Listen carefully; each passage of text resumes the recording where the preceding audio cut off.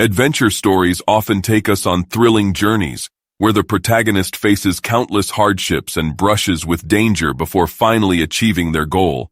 Behind these heart-pounding narratives, there's often a real-life inspiration, a true story that serves as the foundation for fiction.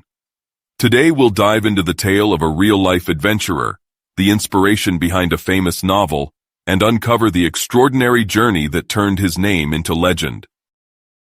Torquay, a small town in Devon, England, gained fame in the early 19th century for its stunning seaside scenery and fresh, invigorating air, a stark contrast to the smoggy, murky skies of London.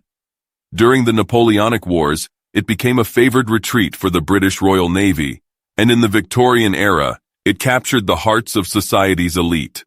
Known as the English Riviera, Torquay's charm was undeniable.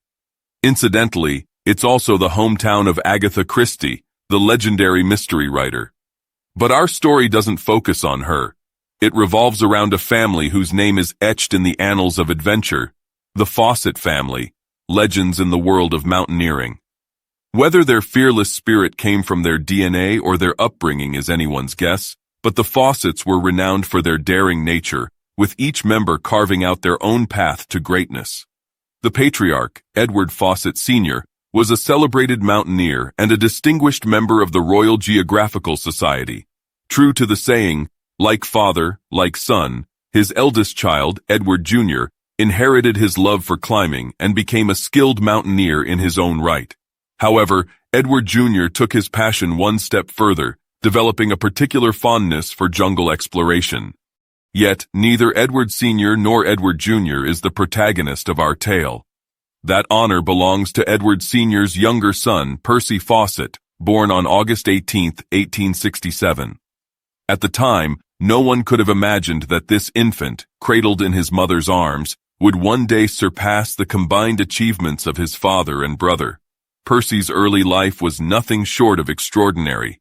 By the end of World War I, at the age of 51, he had amassed an impressive collection of titles: Army Major, Wartime Spy, Cartographer for the British Secret Service, honorary member of the Royal Geographical Society, and one of the world's most accomplished explorers. Impressive, isn't it? His long list of accolades speaks volumes about his unparalleled skills. Not only was he a seasoned globetrotter with an encyclopedic knowledge of the world, but his mastery of map-making and wilderness survival placed him at the pinnacle of his field. If GPS devices had existed in his time, Percy would have been their human equivalent, a 19th-century Bear Grylls with a penchant for charting the unknown. Between 1906 and 1924, Percy embarked on 7 grueling expeditions deep into the Amazon rainforest, navigating the treacherous waters of the region where Brazil and Bolivia meet. His mission? To map the uncharted territories of this dense and unforgiving jungle. But Percy wasn't just another explorer ticking off assignments. His reputation as one of the era's finest adventurers was solidified by the extraordinary feats he accomplished during those years. What exactly did Percy achieve in that perilous stretch of time? Let's journey into the heart of the Amazon and uncover the remarkable legacy of this fearless trailblazer. Successfully completing his cartographic missions was impressive enough, but Percy Fawcett wasn't one to settle for the ordinary. In his spare time, he carved out an entirely new route through the Amazon rainforest, using nothing but his own 2 feet. Along the way, he discovered strange and fantastical species previously unknown to Europeans. These included a dog with 2 noses, a venomous giant spider whose bite could kill a man, and an anaconda measuring a staggering 62 feet in length. Upon returning to England, Percy published a detailed account of his expeditions, complete with descriptions of these remarkable creatures. When his tales, as wild as they were fascinating, made their way through Britain and across Europe, readers were simultaneously baffled and awestruck. It was the first time since the treasure-hunting frenzy of 18th-century Spanish and Portuguese explorers that anyone had provided such a deep and vivid glimpse into the Amazon rainforest. The response was electric. Percy became a household name and a rising star in the exploration community. The media swarmed him, and the Royal Geographical Society even awarded him a special medal. Yet, accolades aside, Percy's true brilliance lay in his forward-thinking approach to anthropology and geography. Unlike many of his contemporaries, European explorers who often sought treasure at the expense of native tribes, Percy chose diplomacy over domination. He made a point to foster goodwill with the indigenous peoples of the Amazon. Before venturing into the rainforest, he would prepare gifts for the tribal chiefs, a gesture of respect and friendship. This approach worked wonders. In an era where tensions between Europeans and native peoples often ran high, Percy managed to build trust, even friendships, with the locals. It was through these connections that he first heard whispers of an astonishing secret, a hidden civilization that once thrived deep within the Amazon rainforest. In May 1914, Percy was exploring the Mato Grosso region of Brazil when, after a torrential downpour, he stumbled upon several shards of ceramic pottery half buried in the muddy jungle floor. Intrigued, he examined the fragments closely and noticed intricate hieroglyphs and exquisite patterns etched into the surface. Percy's seasoned instincts kicked in. This was no ordinary find. As any historian knows, the presence of pottery signifies a certain level of societal development. But here's the kicker. No one had ever documented a civilization in this region before. Percy was electrified by the implications. However, his local guide was less impressed. Calmly, the guide explained that these artifacts might have been left by his ancestors, who, according to tribal legends, had fled deep into the rainforest to escape the relentless plundering of European colonizers. There, they had supposedly built a vast city. Percy was floored.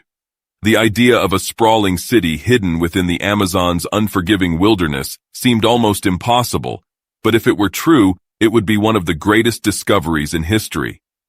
Ever the meticulous researcher, Percy decided to dig deeper, figuratively at least, before launching a full-blown expedition. In the archives of Rio de Janeiro's National Library, he unearthed several tantalizing historical documents. One such manuscript, penned in 1753 by Portuguese explorer Bandeirante João Guimarães, described an ancient city hidden in the rainforest. According to Guimarães, this city featured monumental gates rivaling those of ancient Rome, walls of finely cut stone fitted so perfectly that not even a sheet of paper could slide between them, and a central garden capable of hosting thousands of people. The city was crisscrossed with a sophisticated road network, and nearby stood a temple adorned with hieroglyphics. Another account, left by an 18th-century Spanish treasure hunter, corroborated much of Guimarães' description, but added a critical observation. The hieroglyphics were unlike those of the Maya or the Inca, and the central garden's monolithic structures suggested a civilization entirely distinct from either. For Percy, this was the confirmation he needed. If the accounts were accurate, he believed the ruins of this lost city, what he later dubbed Zed, were located near the area where he had found the ceramic shards.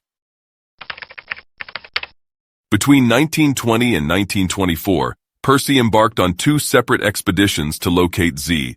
Both ended in disappointment. The first was thwarted by extreme weather, while the second was cut short when Percy contracted a debilitating tick-borne illness.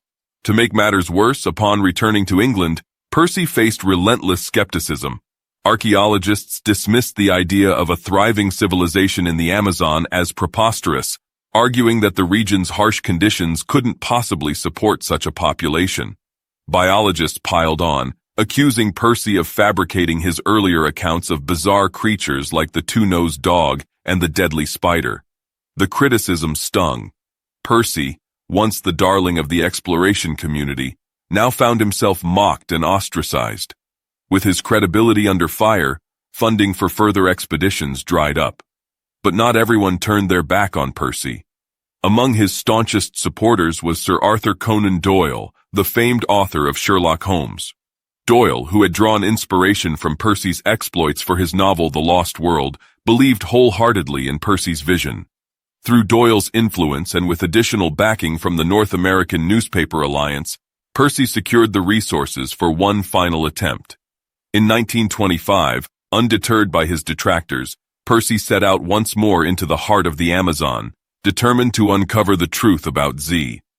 This time, he vowed, he would not return until he had solved the mystery of the lost city.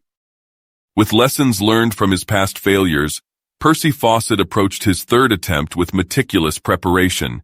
He ensured his team was well equipped with everything they might need: food, weapons, medicine, an astronomical clock, you name it, he packed it. But with such an extensive load, a new challenge arose. He couldn't handle it all alone. At 57 years old, Fawcett knew he needed reliable companions for this ambitious journey. Thus began the search for teammates, a decision that would later spark considerable controversy. But for now, that was a concern for another time. Despite the ridicule and scorn he had endured after his prior expeditions, news of his plans attracted plenty of eager applicants. Among them was none other than T.E. Lawrence, better known as Lawrence of Arabia. This was no ordinary contender. Lawrence was a man of great renown, with extensive archaeological experience across France, the Middle East, and Near East. Some even considered his expertise superior to Fawcett's, and yet, in a decision that baffled everyone, Fawcett bypassed Lawrence and other accomplished candidates, choosing instead his own 21-year-old son, Jack, and Jack's best friend, Raleigh Rimmel, two young men with no experience whatsoever. In January 1925, this unconventional trio embarked on their fateful journey. Departing from New Jersey, they sailed toward Rio de Janeiro. Before leaving, Fawcett addressed the reporters gathered to see them off. "We will return safely and with the discoveries we seek. But if we do not return, please do not send a rescue party. There is no need for others to share our fate." The voyage began without a hitch. After arriving in Rio, the team followed their planned route, reaching the Mato Grosso capital, Cuiabá, on April 19th. The very next day, they plunged into the depths of the Amazon rainforest, accompanied by 2 local guides, 8 mules to carry supplies, and a hunting dog. By May 29th, the expedition reached a spot known as Dead Horse Camp, situated by the southeastern tributaries of the Amazon. The name carried a somber history. During Fawcett's second attempt to find the lost city of Z, he had contracted tick fever at this very location. While he eventually recovered, his trusted horse succumbed to the disease. In honor of his loyal companion, he named the site after the fallen steed. Returning to this place years later, Fawcett found himself overwhelmed with emotion. But Dead Horse Camp also marked a critical juncture, the threshold of the true unknown. Beyond this point lay uncharted dangers. Understanding the risks, Fawcett made a strategic decision. He ordered the guides to take most of their equipment back to Cuiabá, while he and the 2 young men proceeded light and fast into the rainforest's heart. The rationale was twofold. Reducing the load would make travel easier, and splitting the party would minimize the potential loss of life should things go awry. Before pressing further into the wild, Fawcett wrote a letter to his wife back in England. It was a message of reassurance. "Do not worry about us. We will find the city we seek and return home safely."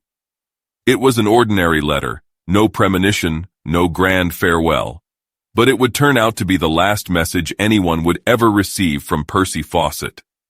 On May 29, 1925, the expedition disappeared into the rainforest, never to be seen or heard from again. Due to the challenges of communication at the time, it wasn't until January 1927, nearly 2 years later, that the Royal Geographical Society officially declared Percy Fawcett and his team missing in the Amazon jungle. When news of Percy Fawcett's disappearance broke, the North American Newspaper Alliance, one of the expedition's original backers, wasted no time organizing a rescue mission. The team was massive, nearly 100 members strong, but oddly enough, it was led by a man with no experience in exploration, George Dyatt, a World War I Royal Air Force pilot with an impressive combat record but no background in jungle expeditions. Despite his inexperience, Dyatt's team set off into the Amazon. Early on, they stumbled upon what seemed like a significant clue, a pendant engraved with Percy Fawcett's name, found among rotting leaves. Hopes soared, but the excitement was short-lived. Not long after, Dyatt himself disappeared. Alone in the jungle, he was captured by the Kalapalos, a local tribe. Miraculously, after enduring a harrowing ordeal, he managed to escape and make his way back to England. Once home, Dyot filed a report with the Royal Geographical Society. Drawing from his experience, he concluded that while no bodies were found, the hostile nature of the Amazon tribes strongly suggested that Fawcett and his team had met a violent end. The pendant, Dyot claimed, was undeniable proof. But when this report went public, it was quickly discredited. Longtime friend Henry Coston, who knew Fawcett well, pointed out a glaring flaw.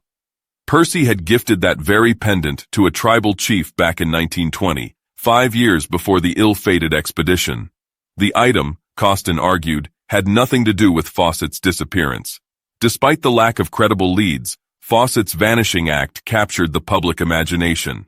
Between 1930 and 1950, over a dozen independent expeditions ventured into the Amazon, hoping to uncover the explorer's fate. None succeeded. They found neither survivors nor evidence that Percy's team was still alive. Theories, however, abounded. Two stood out as the most popular. The first was straightforward, echoing Dyot's conclusions. It proposed that Fawcett and his companions were killed by one of the many tribes in the region. Beyond the Kalapalos, groups like the Aruma, Suya, and Sabanay tribes were known to attack, and in some cases even kill outsiders who encroached on their territory. The second theory was far more fantastical. Some believed that Fawcett hadn't perished, but had actually found the lost city of Z. According to this version, he chose to remain there, establishing a secret kingdom where he allegedly ruled over enslaved tribespeople.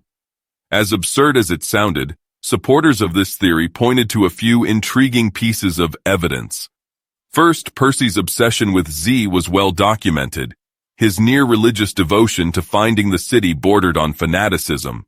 Second, there was the strange detail about the coordinates he left in his last letter. Fawcett's wife, Nina, had received a letter from him just before he vanished. It included the expedition's supposed location, 13 degrees 43 minutes south, 54 degrees 35 minutes west. Yet subsequent investigations revealed that Dead Horse Camp, where the letter was written, was actually at 11 degrees 43 minutes south, not 13 degrees. Some theorized that Fawcett had deliberately provided false coordinates to mislead any would-be rivals, ensuring no one could steal his discovery. However, skeptics dismissed this as paranoia, insisting the first theory was far more plausible. The jungle's perils had claimed them. For decades, the mystery seemed destined to fade into obscurity, until 1951. When Orlando Vilas Boas, a local working to protect indigenous tribes in the Xingu region, reignited public interest. Orlando claimed he had proof that Fawcett's team had been killed, naming none other than Izarari, the former Kalapalos chief, as the culprit. According to Orlando, the conflict began when Percy's son Jack allegedly had an affair with one of Izarari's wives. When the chief discovered the indiscretion, a furious confrontation ensued. Percy reportedly refused to apologize, slapping the chief in anger. Enraged, Izarari picked up a stick and killed all 3 men. The story was dramatic, but few believed it. Perhaps sensing the skepticism, Orlando later revised his account. This time the culprit was Kamakshi, Izarari's successor, and the motive had nothing to do with romance. Instead, Orlando claimed that one of Fawcett's companions had fallen ill with a high fever. Fearing the sickness would spread, Kamakshi ordered the entire party killed. As evidence, Orlando presented what he said were the bones of one of the victims. But when the BBC sent reporters to investigate, Kamakshi admitted the entire story was fabricated. The bones, he explained, belonged to a tribal elder, not Fawcett's team. The tale had been concocted to deter outsiders from invading their territory. And so, the search ended in farce, with no closer understanding of what truly happened to Percy Fawcett. Decades passed with little new information until the 21st century brought a surprising development. In 2003, a documentary titled The Lost Expedition of Percy Fawcett reignited interest in the case. Among its viewers was journalist David Gran, who became so captivated by the story that in 2005, he retraced Fawcett's presumed route through the Amazon. During his journey, Gran encountered members of the Kalapalos tribe who shared a long-standing oral tradition. According to them, 3 strangers, one limping, had arrived in their territory decades earlier. The strangers were polite and requested shelter for the night, promising to move on the next day. The tribe's chief warned them of the dangers to the east, hostile tribes and treacherous swamps. Undeterred, the trio continued. For several nights, the Kalapalos saw smoke rising from the forest in the east, marking the travelers' progress. But on the 5th night, the smoke vanished. The strangers were never seen again. While the story lacks definitive proof, it offers the most plausible explanation to date. Percy Fawcett and his companions ventured into the unknown, and the Amazon, in all its danger and mystery, swallowed them whole. So, after all this, you might be wondering, does the legendary city of Z actually exist? And what about those bizarre creatures Percy spoke of? Were they real, or just the wild imaginings of a man consumed by obsession? Well, here's the twist. Percy wasn't making things up. Every word of it was true. As the years rolled on, biologists discovered that the dog with 2 noses Percy described was none other than the rare Andean tiger hound, a peculiar breed known for its split nasal structure. The deadly giant spider? It matched the description of the Apazaka spider, a venomous creature that locals still fear to this day. And the giant water snake? No mystery there. It's now widely accepted as a colossal anaconda, the undisputed titan of the Amazon. But what about Z? A few years after Percy's disappearance, another European expedition ventured into the upper regions of the Xingu River basin. Deep within the rainforest, they stumbled upon the remnants of a vast civilization. A sprawling archaeological site spanning 20,000 square kilometers, 7,700 square miles. This wasn't some isolated ruin. It was a network of 20 interconnected towns and villages, hinting at a level of organization far beyond what anyone had imagined. Fast forward to the 21st century, when a team of scientists, led by anthropologist Michael Heckenberger, spent nearly 2 decades studying this enigmatic site. Their findings left no room for doubt. Percy's Z had been real all along. The locals called it Kuhikugu, a complex urban network that thrived about 1,500 years ago. Roads crisscrossed the landscape, linking rivers to carefully constructed canoe ports. This ancient city supported as many as 50,000 people and displayed early hallmarks of urban planning, far ahead of its time. And here's the kicker. The coordinates of Kuhikugu: south latitude 12°33 Zs, west longitude 53°6, a mere 100 kilometers from where Percy had theorized Z would be. So it seems Percy Fawcett wasn't just chasing a myth. His relentless pursuit of Z was rooted in something very real. With that, we close this chapter of history, one filled with adventure, mystery, and the enduring human quest to uncover the unknown. Maybe Percy's greatest legacy wasn't Z itself, but his undying belief that the secrets of the world are always worth seeking.